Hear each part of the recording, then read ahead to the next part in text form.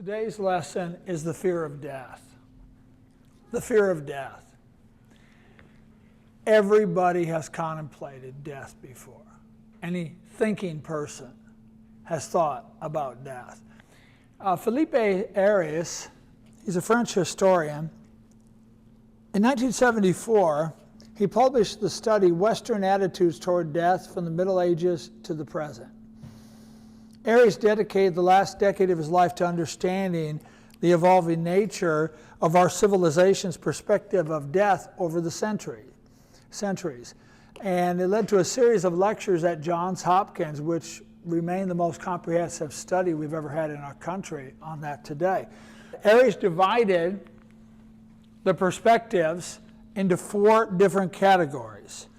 First of all, tamed death. That's what he called the first period prior to the 12th century for the Western civilization. Tamed death, in that, the characteristics of that, the dying person would usually lie in bed facing the heavens, sort of like Abraham, Isaac, and Jacob. They would preside over their own death. They understood its accompanying religious rituals and the protocol. The death was considered a public ceremony with parents, spouses, family, neighbors, and even children present at bedside. And it was a normal event of life. This is just as normal as you could imagine it. Nobody went, oh, it's terrible. No, it's like to recognize life, you recognize death. Ecclesiastes 3 verse 2 captures that mindset. There's a time to be born and a time to die. And the burial sites were usually considered temporary locations, including the tombs and ossuaries. They lacked the theatrics and the great show of emotions. You wouldn't really see that many people crying at that point. It was the true meaning of the celebration of life. Today we will gather around this person and we will celebrate their life. Thank you, God, that they were born. Thank you, they had all these memories. They would reminisce about the good times. It was a joyous thing. An example of tamed death might be the humble gathering at Jacob's family at the time of his death. In Genesis 50:33, when Jacob finished charging his sons, he drew his feet into the bed and breathed his last, and he was gathered to his people. This is tamed death. In the history of the Western civilization, tamed death is clearly seen in the historical records. Now, one's own death was the next stage, from the 12th century to the 17th century. Things changed a little bit. During this period, there was a mental shift in the personalization of the dying process. The ceremonial meaning of the deathbed changed from witnessing death to witnessing moments before judgment, including the following pattern.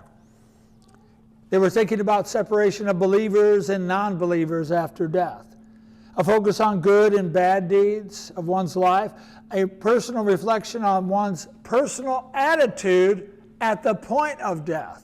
What's their attitude? They had attraction to symbols of death, including skeletons, corpses, and tombs. This included more permanent acquisitions of burial sites, such as encrypted tombs and graves at the churchyard. With the doctrine of afterlife permeating the culture, including the Persian religions, along with Christianity, civilization's approach to death evolved to a contemplation of Philippians 2 verse 12. So then, my beloved, just as you have always obeyed, not as in my presence only, but much more in my absence, work out your salvation with fear and trembling. You know, the idea was you're going to have this very personal thing. You're going to die. There was a huge focus. Are you ready for this? And they wanted to be ready. So it was went from celebration of life to preparation for death, so to speak. So it meant one's own death. And so, with that in mind, the third period is thy death, the 18th century. In the early 18th century, Ariès noted a shift in the culture's approach to the dying process. He called it thy death. And it was marked with unique characteristics of the following. You can go up to the Junction City Cemetery and look for it yourself. Death was dramatized, exalted, and feared. For some, death became something to be worshipped, almost erotic expression as a break from the ordinary. People did not look at death as a normal occasion in one's life, but something that must be captured through mourning, no longer bringing a celebration of life. Forget that. This is a major, major event. The world will stop now that this person died.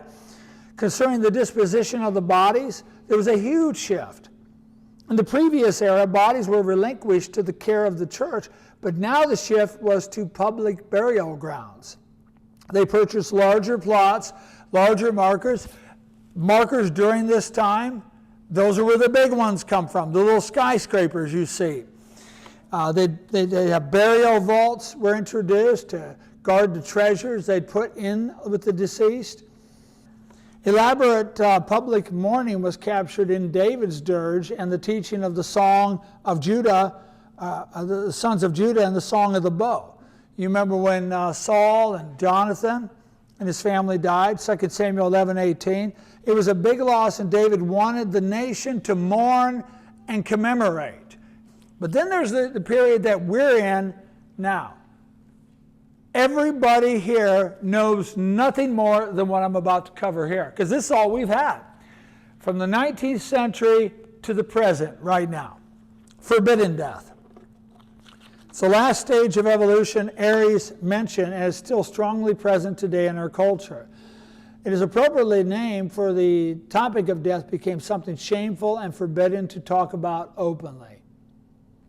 It was common to shield people from the reality of dying. It became a common shelter for others of this uncomfortable topic. You can't talk about this. It's taboo. Persons no longer expected to preside over their own death, but to be relegated as a private matter. Instead of an outpouring of grief, people were encouraged to suppress their emotions.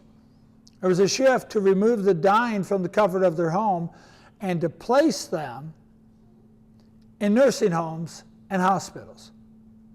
Death became a result of failure of medical treatment instead of the natural end of life. The perception that grief is no longer a natural emotion of loss becomes interpreted as in contrast to the impending happiness of life. Oh, we can't talk about that. Get your sadness away from me. Don't get it on me. I'm going to be happy. Cremation slowly became more accepted disposition of the human remains, further avoiding the stigma of witnessing the dead body. Funerals were transitioned to professional funeral homes away from the personal homes as an emotional buffer. We can't have anybody die in the home. And this is all we know. Everyone in this room has never seen anything other than that. Because in order to have, and I'm talking the general culture, and I worked in the death care industry for years. I remember people say, what do you do for a living? Well, I work for the cemetery and funeral home industry. I had so many, I don't know how you do it. Well, I figured everybody's going to die. It's a natural thing of life. It's realistic. Just by denying it. And now, even though it's appointed unto man once to die, Hebrews 9:27, the secular culture today tends to interpret life away from the scope of death. We've been in this phase for more than a century, and as a result, it's not a logical thought for the people in the culture. Death has been relegated to an uncomfortable topic to be avoided at all costs. Is that what the Bible teaches? I don't think so. Here's a survey. Ethos, one of the largest sellers of life insurance with their actuaries, did a survey. They found that more than 2/3, 68% of Americans say discussing end-of-life preparations with the family loved ones is important. 68. More than 2/3 will say, yep, that's important, yet 47% of those who said, yep, that's important, have even done anything. In the middle of the pandemic, when death was all over the culture, okay, less than half think about death at least monthly. That means that 45% of the people go by a whole month and the topic of death doesn't even cross their mind. More Gen Zers, 35%, think about death every day than any other generation. That makes no sense when you think about it. But you know what? The pandemic got them thinking. You see, no matter how much you say, the Gen Zers are wired differently. They'll call things into question. And I'm glad they're doing that. And when they're told, don't have to think about death, or we can push it out and relegate it to somewhere else, the human tendency is, wait a second, this is going to stop. I'm going to die. When we have friends that die and relatives that die, they start processing it. Gen Zers think about it more than anybody. Compared to 29% of the millennials, which I'm an old millennial. No, actually, I'm an old Gen X. You're a boomer, Phyllis. 14% of boomers think about death. This is likely because they've been sheltered more from death than any others. Whenever you try to suppress a truth, Americans still don't want to talk about it. When asked to rank their willingness to talk about traditionally taboo topics, 81% of Americans will talk about money, mental health, 58%, sex, 46%, politics, 42%, 41% religion, and death came in dead last, pun intended. 32% of the people, of all the major taboo subjects, death always comes in last. Yet it's the one thing that's the most evident. Even among those who believe it's important to discuss end-of-life planning with loved ones, just 5% were most willing to talk about death. Why people avoid talking about death? 4 fears come into play. First of all, there's the fear of the unknown. The fear of the unknown. We are naturally curious and want to understand more about the world around us. We do research, talk to experts, learn along the way about as much of life as we can. The fear of what happens when you die is kind of hard to research from interviews of people who died because they didn't come back. You know, if I said, well, there was a survey up here of 1,000 people who are dead in the cemetery on what it's like in the afterlife, you know that's not valid. Dead people don't do surveys. So we can survey the Bible. And Jesus removes this fear of the unknown from us. Why do people fear it? They fear the unknown. And you fear the unknown on a lot of things. Jesus removes this fear. He tasted death for all of us. He can tell you what it's like. There's one person I know who did come back to life, and he provides us a lot of information. By the way, he holds the keys of death and Hades, Revelation 1:18. The one who holds the keys is the one who owns it now. He blazed a trail to the afterlife from the dead. Hebrews 2:14 and 15. Therefore, since the children share in flesh and blood, he himself likewise, Jesus himself likewise also partook of the same, that through death he rendered powerless him who had the power of death, that is the devil, and who through the fear of death were subject to slavery all their lives. Jesus holds the keys of death and Hades. And it's because of Jesus, mankind does not have to fear the unknown of death, for he was the trailblazer. He blazed a trail for all of his saints. He said in John 5, 30 and 31, time is coming now is when all who are in the tomb shall hear his voice. Some shall be called out to the resurrection of life, some out to the resurrection of judgment. Jesus, Paul tells us, will be raised incorruptible, imperishable. We know some of the components, and it'll be better than anything we ever had here. Jesus says, hey, listen, eyes have not seen and ears have not heard of what I'm going to give to you. Like Paul says, I reckon that the sufferings of this present time is not worthy to be compared to the glory that shall be revealed unto me. We're going to have a wonderful existence. The body of our humble state will be transformed into the body of His glory, Philippians tells us.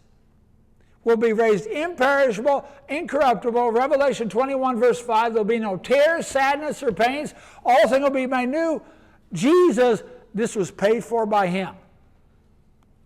The fear of the unknown for us, that's should be no problem. Here's another one. Fear of losing control. Fear of losing control. What do you mean, fear of losing control? I'm talking about independence, of losing control. Being a hospice chaplain, I've had hundreds of patients, maybe thousands, who have passed from this life. And one of the primary concerns they have leading to that moment is they don't want to be a burden to others. That's so common. So common, it's right in the electronic software. Is that a problem? I just don't want to be a burden to anyone. What are you saying?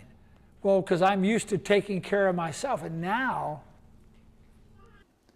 we love our independence, including physically, mentally, emotionally, and spiritually. You know, these patients had their careers, their hobbies, their passions, and the process of dying is paved with physiological decline and losing their abilities, faculties. When starting hospice, they often can't do these things anymore. They lost one's autonomy. They don't have independence. And that's a great fear. With Jesus, all this degeneration becomes regeneration. We will lose the battle of the body and mind, but with Christ, will be nullified. Though the outward man decays, the inner man can be renewed day by day. 1 Corinthians 15, 52 and 53, in a moment, in a twinkling of an eye, at the last trumpet will sound, the dead in Christ will be raised imperishable, and we shall all be changed. Philippians 3:21, He'll transform the body of our humble state into conformity with the body of His glory by the exertion of the power He has to subject all things, even to Himself. Jesus saying, don't you fear lack of self-control. You're losing control. Revelation 21 verse 4, He'll wipe away the tears, the sadness, and pain. But then, here's a big one, fear of suffering. Fear of suffering. You know, the dying process can be intimidating when contemplating how it will unfold. Will I die from disease, which will cause a great deal of pain? Will the suffering be over days, weeks, or months? Will I be able to speak or communicate? Will I become incontinent and unable to eat? There are so many scary factors involved, and none of us want to suffer. Nobody wants to suffer. But we're going to have suffering. And Jesus understood that. There's so many scary factors to this. And nobody understood it more than Jesus. He knew what kind of health or kind of death He would be facing, yet He still went through it. In the Garden of Gethsemane, Jesus is praying. He says, my soul, in anticipation that He's going to die, and this is how He's going to die. It's a horrendous death. When all deaths were rated for executions, the number one most torturous way to die is the cross. Number 2 was impaling on a post. The least suffering one was the guillotine, because it's like, what's that? It's over. Your head's off. No thinking, no reacting, you're done. The cross was horrible. And when Jesus was praying about that, He said, my soul is deeply grieved to the point of death. Remain here and keep watch with me. And He went a little further from them, and He fell on His face praying, Father, if it's possible, let this cup pass from me. Lord, I don't want to hang on the cross. I don't look forward to being stripped naked and being beaten with the skin on ribbons on my back and a crown of thorns put on my head and nails pounded through my hands and my feet and my arms strapped up there. I don't look forward to hanging there naked and having bugs crawl over my face. Lord, I don't look forward to that at all. And if it's possible that I could save these people apart from those things, let this cup pass from me. But it's not my will, but thy will. Hebrews 5:7 captured this. In the days of his flesh, he offered up both prayers and supplication with tears and loud crying to the one who can save him from death. And though he was a son, he learned obedience. It says, though he was a son, he learned obedience from the things that were suffered. Jesus went to the cross knowing what he was facing. Every ugly thing you can imagine on the suffering to have, when you die, Jesus took it all. Philippians 2:7-8 says he emptied himself, taking the form of a bondservant, being made in the likeness of a man. And being found in appearance as a man, he humbled himself to the point of death. Yes, even death on the cross. Think about Jesus. He could say, I know exactly how you feel. And you will not be alone. We don't have to have the fear of suffering. Here's the biggest fear, fear of judgment. There's universal knowledge and understanding we all fall short of the glory of God. We all follow the pattern of sin just like Adam. That's what it says in Romans 5:12. Therefore, just as through one man sin entered the world, and death through sin, so death may be spread to all men because all sin. We've stored up a wrathful day of the righteous judgment of God, Romans 2:5. And our soul knows it. There's a great fear of death concerning judgment. Jesus deals with our wrongdoings, our judgment that we have coming. Our wage of sin is death, but the gift of God is eternal life. Romans chapter 6:23. Actually, 2 Timothy 1:10 states that Jesus Christ abolished death and brought life and immortality to light through the gospel. That's how he brought it. The gospel is the power of God to salvation to everyone who believes, to the Jew first and also to the Greek, Romans 1:16. It's through the death, burial, and resurrection. The death, burial, resurrection that Jesus can remove the fear of judgment. Know ye not, as many as you were baptized into Christ have been baptized into his death, and as Christ was raised from the dead to the glory of the Father, so too we should walk in the newness of life. Romans 8:1, there is now therefore no condemnation to those who are in Christ Jesus. Brothers and sisters, we not only does Jesus take care of fear of the unknown. If you say, what's it going to be like? I'm used to where I live. Just chill out. Jesus got you covered. Fear of losing control. The fear of death defined in 4 different ways of the unknown, losing control, suffering, and judgment, all wiped away with Jesus Christ. He actually makes it possible for us. Civilization has changed slowly their perceptions of death over the centuries. We looked at that. With the stage of forbidden death firmly embedded, our culture presently doesn't cope with the topic in a healthy way. They bury it, they suppress it. That's why Jesus says we're a death, burial, resurrection. The covenant of Christ begins with death. And I think that it impedes some of our evangelistic efforts. Think about this. Because we've sanitized death out of our culture, it's very subtly makes it impossible or difficult to convey the death, burial, resurrection of Jesus. Some people don't want to hear it because it's about someone who died. I just want to sing songs. It hurts my head. I don't want to talk about somebody dying. Because they're in this forbidden death. Keep it away from me. One of the keys, I believe, in evangelism is that they need to be able to think about their own death. In fact, I think it's a fact. Because people who don't think about their own death, you know that 55% who don't think of death one time a month, not even one time a month. That's like weird to me. I think about it all the time. I'm not afraid of it. I'm not. But is it possible that you must fully accept that you're going to die before you can be saved? Think about this. When you're baptized into Jesus Christ, you're entering the realm of timelessness.